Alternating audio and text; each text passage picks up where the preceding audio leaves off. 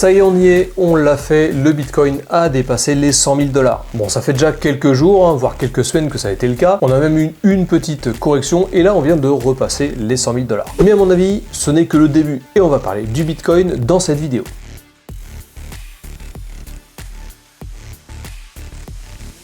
Si tu es là, si tu regardes cette vidéo, c'est que tu es intéressé par le Bitcoin et par les crypto-monnaies. Tu te poses sûrement 12 000 questions. Est-ce que c'est trop tard pour investir?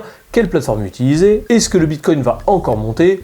Etc, etc. Toutes ces questions sont légitimes et dans cette vidéo, je vais t'expliquer pourquoi je pense que nous sommes au tout début de ce cycle haussier. Salut tout le monde, moi c'est le Captain et bienvenue dans cette nouvelle vidéo. Aujourd'hui, on va parler du Bitcoin. On va parler du plafond de verre des 100 000 $ qui a été percé et on va regarder quelles sont les perspectives pour le Bitcoin dans le futur. Si ce sont des sujets qui t'intéressent, n'hésite surtout pas à t'abonner, à cliquer sur la cloche et à mettre un pouce à cette vidéo. Alors pourquoi nous sommes encore au début d'un cycle qui pourrait transformer ta situation financière? On vient tout juste de franchir la barre des 100 000 $. Bon, ça fait quelques jours en vérité, comme je te le disais en début de vidéo. Et ce n'est pas juste un chiffre symbolique.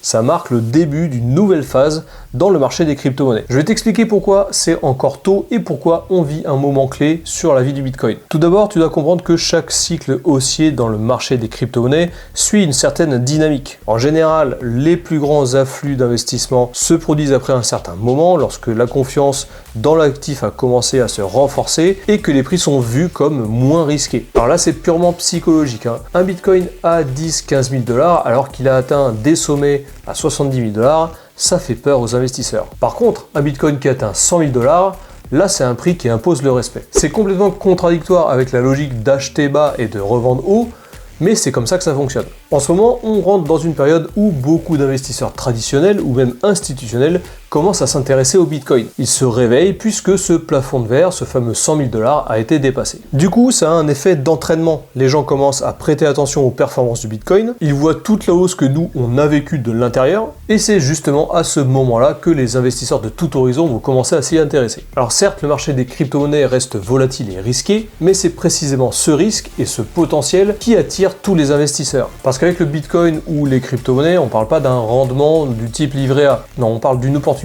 unique de clairement appliquer un multiplicateur à tes économies. Surtout si tu te positionnes tôt et bien avant que les autres investisseurs arrivent. Si tu me suis depuis le début, sache qu'on investit dans les crypto-monnaies et surtout dans le Bitcoin depuis 2020. Et du coup, on était là bien avant les 100 000 $. Si on retrace vite fait l'année 2024, elle a été particulièrement favorable pour le Bitcoin, avec des performances qui ont dépassé toutes les attentes. Dès le mois de février, Bitcoin a connu une hausse impressionnante de 44%. Ça a marqué le début du cycle haussier, puis en novembre, une autre montée, un autre rallye de plus de 35%. Cette hausse en novembre, ce deuxième relais haussier, a confirmé l'intérêt que tout le monde porte au Bitcoin. Et oui, Bitcoin reste fort malgré les incertitudes économiques mondiales. Ce type de performance n'est pas anodin, il montre que le Bitcoin commence à être de plus en plus perçu comme une valeur refuge, à l'instar de l'or, notamment par des investisseurs institutionnels, comme par exemple MicroStrategy, pour ne citer que cet exemple. Et aujourd'hui, MicroStrategy détient plus de 400 000 bitcoins. Rien que ça. Le marché semble prêt pour d'autres hausses,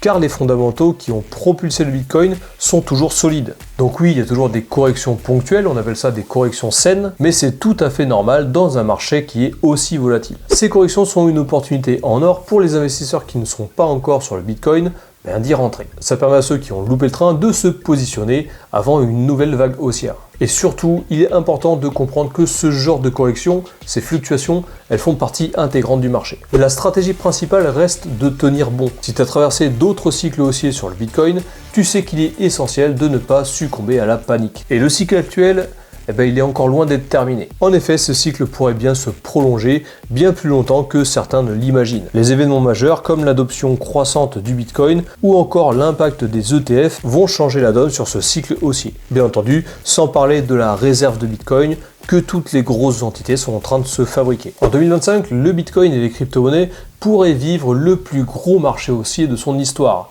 à l'instar de ce qui s'est passé en 2016-2017. À cette époque, le Bitcoin avait littéralement explosé, atteignant des sommets qui n'avaient jamais été vus auparavant. Si l'on regarde les indicateurs actuels, on peut observer une tendance similaire qui se profile. La réduction des émissions de Bitcoin, l'augmentation de l'adoption, la réglementation qui commence à se clarifier, le soutien des grosses institutions financières type BlackRock, tout ça devrait soutenir la dynamique haussière. En parallèle, les baleines, ces grands détenteurs de Bitcoin qui ont acheté massivement au fil des années, continuent à voir leur portefeuille se valoriser. Leur stratégie, qui consistait à accumuler sur le long terme, porte ses fruits.